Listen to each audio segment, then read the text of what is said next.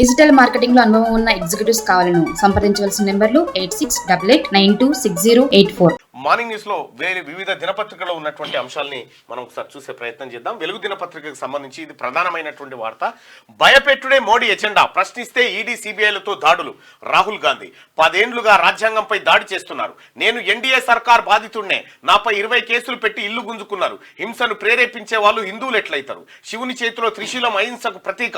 మతం పేరుతో బీజేపీ అందరినీ భయపెడుతున్నది. హిందూ సమాజం అంటే బీజేపీ, ఆర్ఎస్ఎస్, మోదీ మాత్రమే కాదు. గుజరాత్ లో మోడీని ఓడించి తీరుతాం. లోక్సభలో బీజేపీపై ప్రతిపక్ష నేత ఫైర్. రాహుల్ కామెంట్లపై ప్రధాని మోడీ అభ్యంతరం. హిందువులను అవమానించారని ఆగ్రహం వ్యక్తం చేసిండు.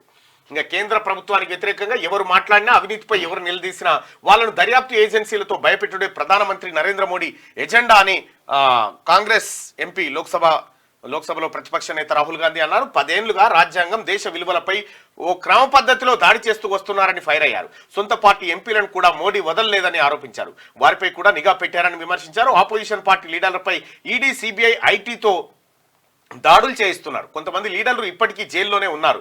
నేను ఎన్డీఏ సర్కార్ బాధితున్నే, నాపై కూడా 20కి పైగా కేసులు పెట్టారు. 2 ఏళ్ల జైలు శిక్ష పడింది. నా ఇల్లు గుంజుకున్నారు. ఈడీ ఆధ్వర్యంలో 55 గంటల పాటు విచారణ ఎదుర్కొన్నా అని రాహుల్ అన్నారు. దేవుడు చెబితేనే పెద్ద నోట్లు రద్దు చేశారా? అయితే నరేంద్ర మోడీ గారు గతంలో ఒక వ్యాఖ్యలు చేసిరు. ఏందనంటే, నేను అసాధారణ వ్యక్తి, దేవుడు నాతో కనెక్ట్ అయ్యిండు అనేటువంటి మాటలు మరి ఆయన ఏ సందర్భంలో చెప్పిండో ఒకసారి అయితే చెప్పినట్టుండు. అయితే మీరు దేవుడు చెప్తేనే పెద్ద నోట్లు రద్దు చేశారా అని చెప్పి, దేవుడు చెప్తేనే అగ్నివీర్ పథకాన్ని తీసుకొచ్చారనేటువంటి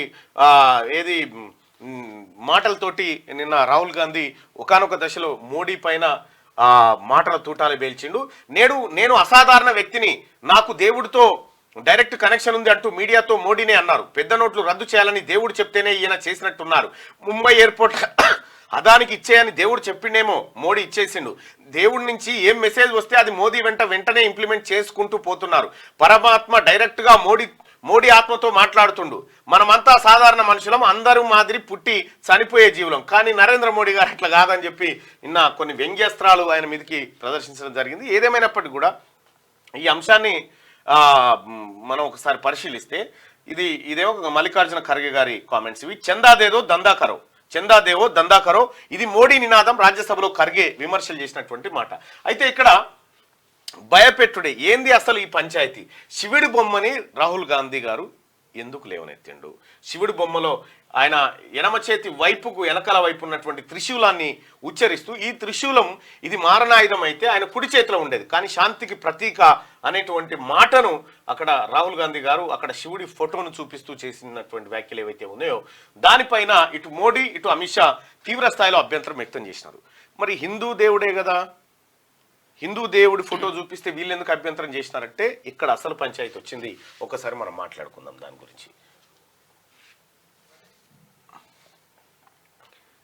పంచాయతీ అంటే మామూలు పంచాయతీ కాదు. ఇది అసలు శివుడి ఫోటో రాహుల్ గాంధీ చూపెట్టడం వెనకాల ఉన్న స్ట్రాటజీ ఏంది? ఎందుకు మోడీ, అమిత్ షా ఈ అంశాన్ని భయపడ్డారు? ఈ అంశాలు చూసుకుంటే ఇక్కడ శివుడు, రాముడు. అయితే అక్కడ రాముడి ఫోటో చూపించుంటే వాళ్ళు అనకపోదురేమో, బహుశా మేబీ శివుడి ఫోటో చూపించారు కాబట్టి అన్నారు. ఎందుకు అన్నారంటే మొత్తం భారతదేశంలో హిందుత్వానికి పెద్దన్నలం మేమే అనేటువంటి రీతిన భారతీయ జనతా పార్టీ వ్యవహరిస్తూ వస్తూ ఉంది. సో ఇక ఈ దేశం అంటే హిందుత్వం, హిందుత్వం అంటే రాముడు అంటే వీళ్ళందరినీ రక్షించేటువంటి భారతీయ జనతా పార్టీ. సో దాని అనుబంధ సంస్థగా ఉన్నటువంటి ఆర్ఎస్ఎస్ అనేటువంటి ఒక వ్యవహారం నడిపించారు. కానీ ఇక్కడ రాహుల్ గాంధీ గారు అత్యంత చాకచక్యంగా, తెలివిగా శివుడిని తెరపైకి తెచ్చిండు. శివుడిని తెరపైకి తేవడం అంటే, సరే ఇక్కడ ఏ వివాదాల్లోకి పోవడం మా ఇంటెన్షన్ కాదు, కానీ ఉన్న విషయాన్ని విశ్లేషించి చెప్పడం మా అంశం. అయితే మీరు ఇక్కడ మనం గమనించాల్సింది ఒకటి ఏంటంటే, అసలు ఈ అంశాన్ని మనం విశ్లేషించకంటే ముందు దశావతారం అనేటువంటి సినిమా, దశావతారం సినిమాలో శైవులు వైష్ణవుల మధ్య ఒక భీకరమైనటువంటి యుద్ధం జరుగుతుంది. మీరు ఆ పాట చూస్తే మీకు అర్థమవుతుంది. రాయిని మాత్రం కంటే రాముడు అది ఓ పాట ఉంటుంది చూడండి. మీరు ఆ పాటను మీరు చూడండి. ఇక్కడ అసలు విషయం ఏంటంటే ఇక్కడ శివునికి సంబంధించినటువంటి వాళ్ళు అడ్డబొట్టు, రాముడికి సంబంధించినటువంటి వాళ్ళు నిలువు బొట్టు, ఇట్లా ఉంటది అన్నట్టు. వీళ్ళు వైష్ణవులు, వీళ్ళు శైవులు.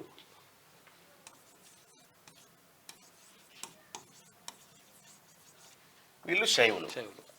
శివుని ఆరాధించే వాళ్ళు శైవులు. వైష్ణవం అంటే విష్ణువుని ఆరాధించేటోళ్ళు, వీళ్ళని ఆరాధించేటోళ్ళు. వీళ్ళందరినీ కూడా సహజంగా హిందువులు అని చెప్తా ఉంటారు. అయితే ఇక్కడ ఉన్నటువంటి వేరియేషన్ ఏంటంటే, సపోజ్ ఇప్పుడు ఇది ఏం గుడి, శ్రీశైలం కాదు, ఇక్కడ ఉందిగా రావుకేతుల పూజలు చేస్తారు చూడడా, ఇది శ్రీకాళహస్తి. శ్రీకాళహస్తి ఇక్కడ ఇది. అవును. తిరుపతి, తిరుమల ఇక్కడ వైష్ణవం, ఇది వైష్ణవం. అయితే ఇక్కడ వచ్చిన డిఫరెన్స్ ఏంటంటే ఆర్ఎస్ఎస్ దీన్ని మాత్రమే యాక్సెప్ట్ చేస్తుంది. Okay, RSS. సో రాముడు అనేటువంటి అంశాన్ని తీసుకొచ్చి అది. అయితే ఇక్కడ ఏమైందంటే ఇక్కడ వైష్ణవులు శైవులు ఎవరైతే ఉన్నారో, ఇక్కడ శ్రీకాళహస్తిలో పూజారి ఇక్కడ పూజ చేయడానికి ఒప్పుకోడు, తిరుమలలో పూజ చేస్తున్న పూజారి ఇక్కడ పూజకు ఒప్పుకోడు. ఎందుకంటే వాళ్ళ మధ్యలో ఒక వర్టికల్ డివిజన్ ఉంది, అది కనిపించలే ఇన్ని రోజులు. ఆ అంశం తెరపైకి వచ్చింది. ఇన్ని రోజులు ఈ వర్గాలన్నింటినీ హిందువులుగా ప్రొజెక్ట్ చేస్తూ వస్తున్నటువంటి బీజేపీ ఏదైతే ఉందో దాని మధ్యలో లేదు వీళ్ళ మధ్యలో గ్యాప్ ఉందనేటువంటి అంశం ఫోటో తర్వాత చర్చకు వచ్చింది. ఇప్పుడు ఏమైతుంది, ఇప్పుడు ఎందుకు మోడీ అమిత్ షా గారు ఈ అంశం మీద అభ్యంతరం వ్యక్తం చేస్తా ఉన్నారంటే, ఒకవేళ వీళ్ళు ఇట్లా డివిజన్ అయిపోతే బీజేపీ వైపు మిగిలేది వీళ్ళు, ఇతరులంతా హిందువుల ఏది అంశం ఏదైతే ఉందో ఇది ఇటువైపు వస్తుంది. అయితే రాహుల్ గాంధీ గారు దాన్ని త్రిశూలాన్ని చూపిస్తూ, అంటే ఏదో కించపరిచినట్టు ఏదో అనలే, కాకపోతే ఏం చెప్పిండంటే ఆయన ఆ త్రిశూలం అనేది శాంతికి ప్రతీక అని చెప్పిండు. ఇక్కడ శైవులు వైష్ణవులు అనేటువంటి అంశం చూపించడం ద్వారా తెరపైకి వచ్చింది.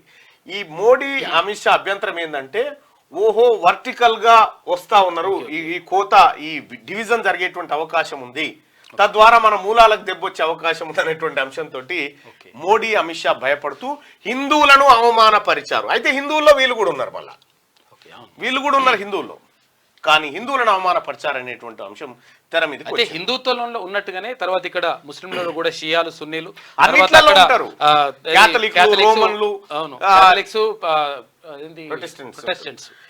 ఇట్లా రకరకాలుగా అన్ని మతాల్లో ఈ డివిజన్ ఉంది.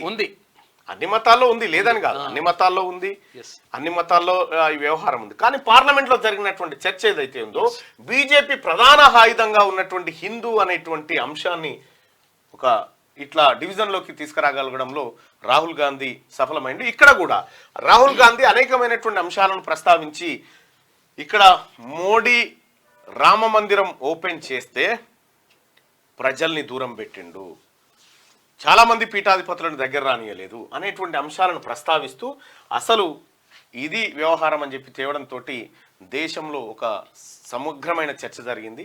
రెండో అంశం, గుజరాత్లో ఈసారి మిమ్మల్ని ఓడగొడుతున్న లిక్కే రకో అన్నాడు, అంతే. ఓకే, సో ఆ రకంగా జరిగింది. ఇక్కడ రైతులను, ఆ తర్వాత మణిపూర్లో మంటలు రాజుకుంటే, మణిపూర్ మొత్తం సివిల్ వార్ జరుగుతూ ఉంటే నరేంద్ర మోడీ గారు ఒక్కసారి కూడా మణిపూర్ అనే మాట మాట్లాడలే, కనీసం అక్కడ పోయి తొంగి చూడలేదు అనేటువంటి ఆరోపణ కూడా నిన్న ఎల్ఓపి చేయడం జరిగింది.